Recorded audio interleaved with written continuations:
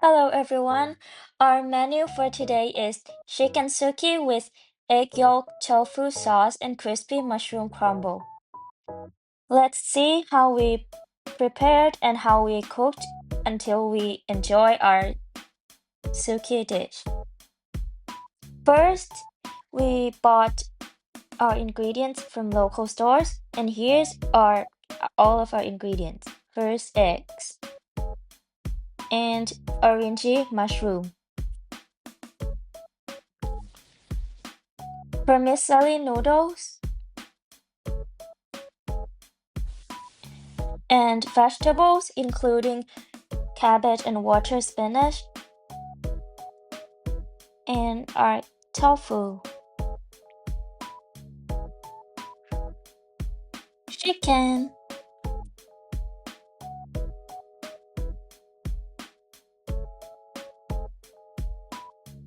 and suki sauce. Yay, that's all. Next, we washed all the ingredients and cut all of the ingredients into the portion we want.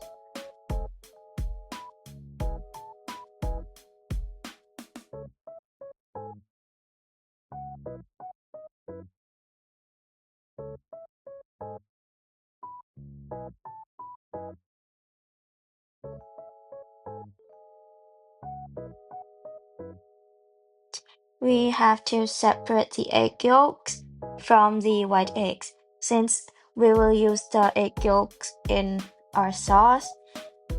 And for the white eggs, we will fry them with other ingredients in our suki.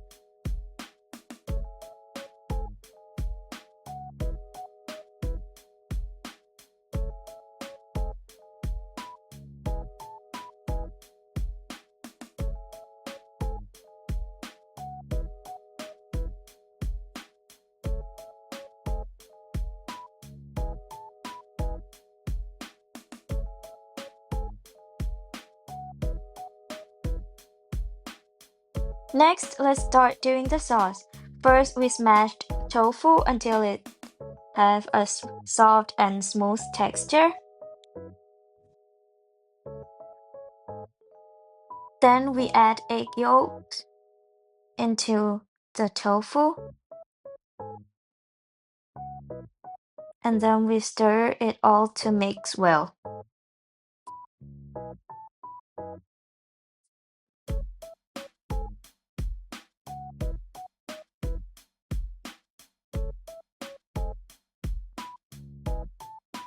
After that, we add some suki sauce for seasoning and stir them again until they mix evenly.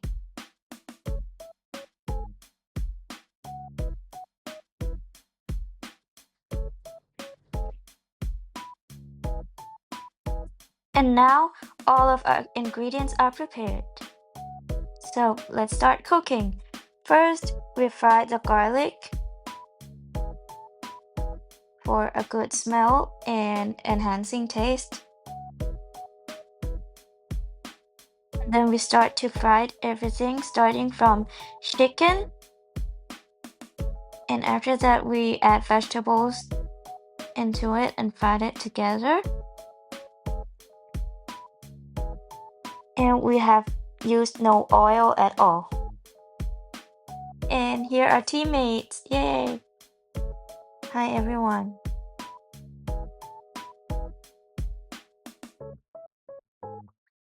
Alright, that looks good.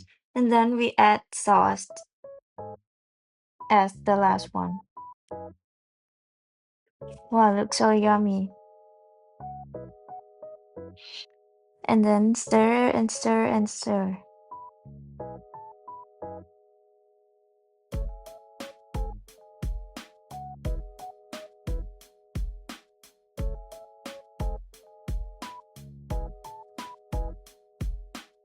And there is it. We've finished our suki.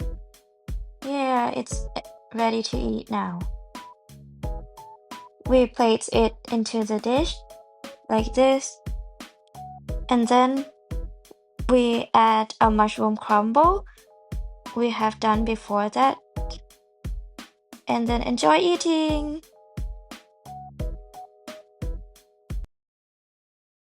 Next, for the carbon footprint calculation, we use the standard formula, which is the sum of the ingredient mass multiplied by its specific emission factor.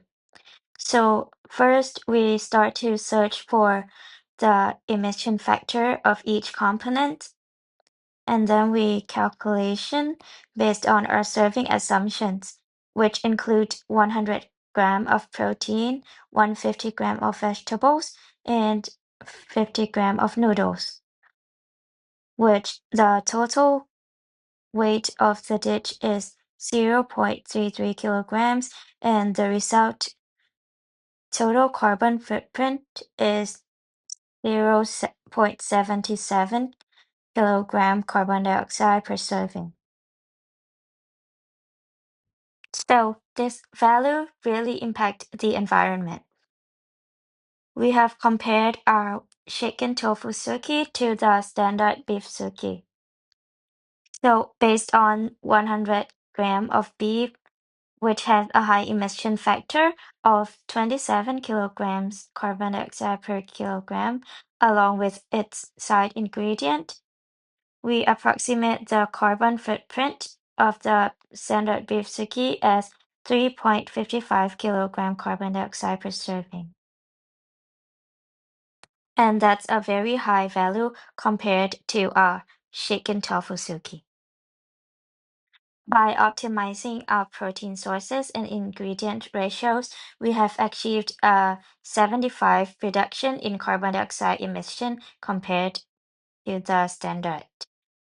So this visual validation proves that sustainable choices do not require sacrificing volume or presentation. So the total packaging weight, it is 0.075 kilogram, resulting in 0.175 kilogram carbon dioxide emission. Most emissions come from plastic-based materials such as plastic film, pouches, and bags due to their higher emission factors.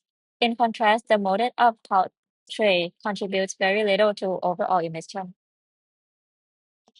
Next, the carbon footprint for the cooking method itself.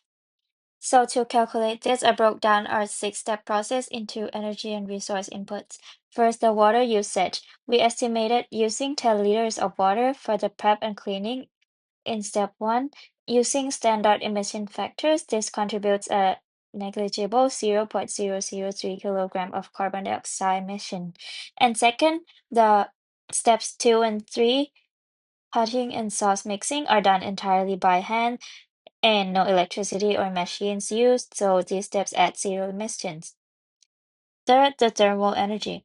The biggest contributor is the stove usage in steps 4 and 5. Running a gas wok burner for approximately 13 minutes consumes about 0.5 kilowatt hour of energy. This released 0.12 kilogram of carbon dioxide emission.